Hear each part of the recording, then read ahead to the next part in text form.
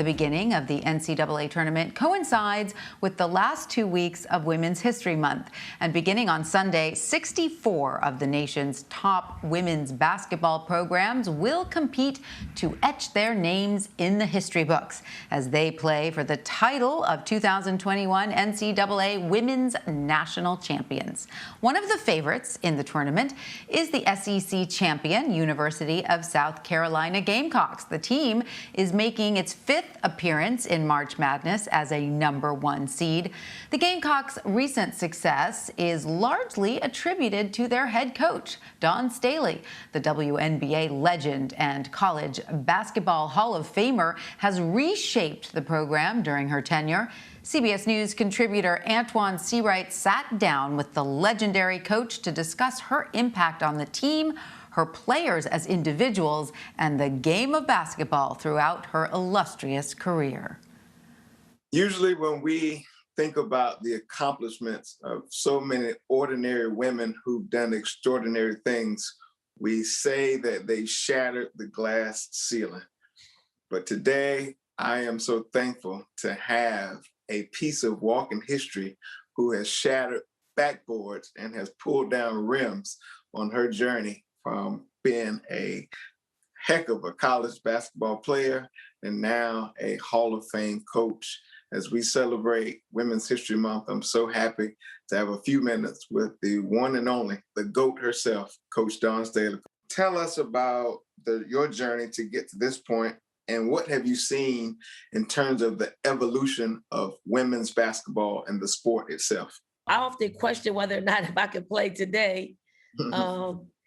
And how the game is evolved. I mean, it's super physical, super talented individuals. But most of all, I think what has happened is for all of my current players, for all of their lives, they've only known the WNBA. So if you've grown up with professional women's basketball in your entire life, you have a tangible thing in front of you to work hard towards. It was probably a little bit harder when I was growing up playing this game because you look forward to college. And then if you're lucky enough, you get to play the Olympic Games because that was like professional basketball to us. So because we have these women playing during the primes of their careers and we're seeing them, you're seeing what we saw on our counterparts, our men. I mean, if we've only seen Michael Jordan play at North Carolina, we would have missed out on, the GOATish of the GOAT display his God-given talent. Coach, just for a second, talk about platforms. You are no stranger to using your depth, your whip, and your reach, i.e. your platform, to not only connect the dots with sports in the world we live in, but also to be a spark plug of change. Why have you felt the personal drive and need to use your platform to advocate for the things that matter to you? Well, I mean, it's in my heart, number one. I'm 50 years old, and I've seen a lot through these eyes. And I consider myself pretty young, but I feel like the people who are older, the people who are younger, they need to see someone that has a platform and a voice speak out against those things that really, really hurt. I mean, I know a lot of people have been hurting for years, and those people don't have a platform. Those people don't have a voice. But I feel like I have to be that beacon of hope and a voice for those who are, unable to share their experiences, because I consider myself a leader. I consider myself a mentor for young people, and, including the players that I coach. And I have to help them navigate through this real world life because it's a lot different. You were unapologetic about the audacity or the idea of a Black woman being the first Black president of the United States. I saw you catch hell for saying how proud you were, one, to see her there, but two, now to see it come to pass after the first Black president. What did you feel about some of the responses, and how did you respond to still plowing forward and advocating for what you believe is right in terms of your support for Kamala Harris? I mean, here's the thing. When I lift another Black woman up, and she just so happens to be the vice president of the United States, a place that I've never seen a Black woman.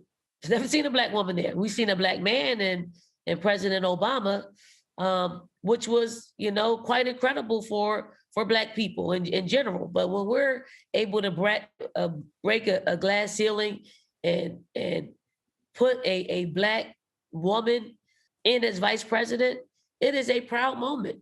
It's a proud moment for me, and I feel it's only right to lift her up on social media, because I know there are so many people that did not want this to happen for various reasons. And I'm going to go back to a question that I answered.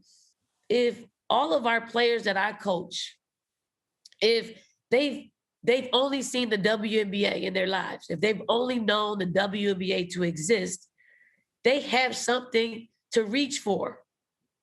Now that Kamala Harris is our vice president, some political science major Black students, if they want to stay in that field, they have something to reach for.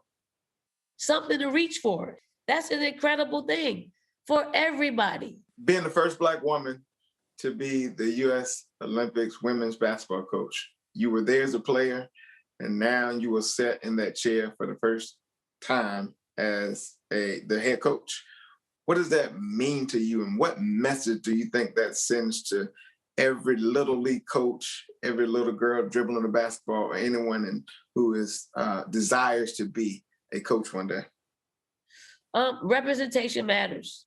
It does. Mm-hmm. That's the theme of it.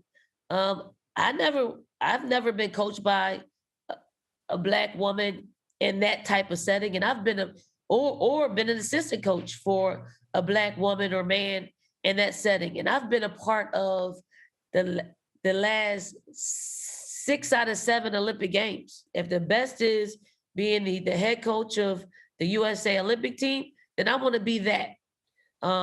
And it's not a selfish thing. It's actually a selfless thing in representing what other young Black girls and boys can strive to become. The norm has been, white coaches. That's the norm.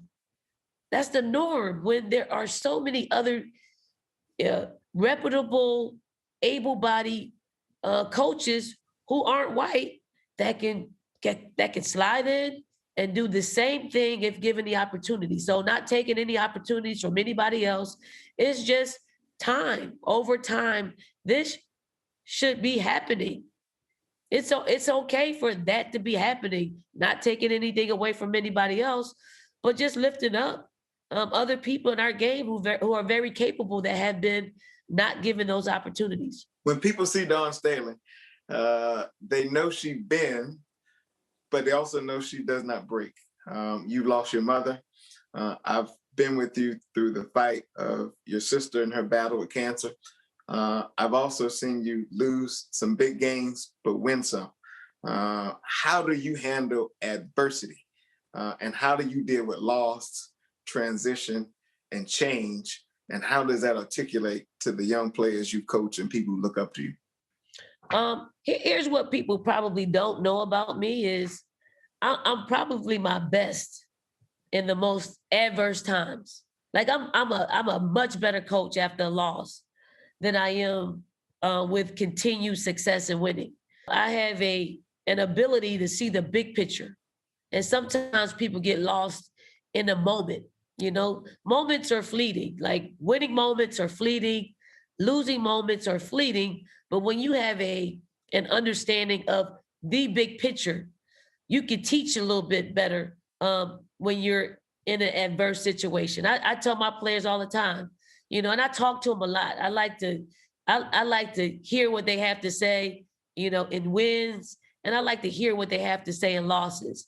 And a lot of times, when they speak on losses, they speak in general terms, and I'm more exact. I like, here's why we lost, because one, we didn't make layups. Two, we were undisciplined for half of the game.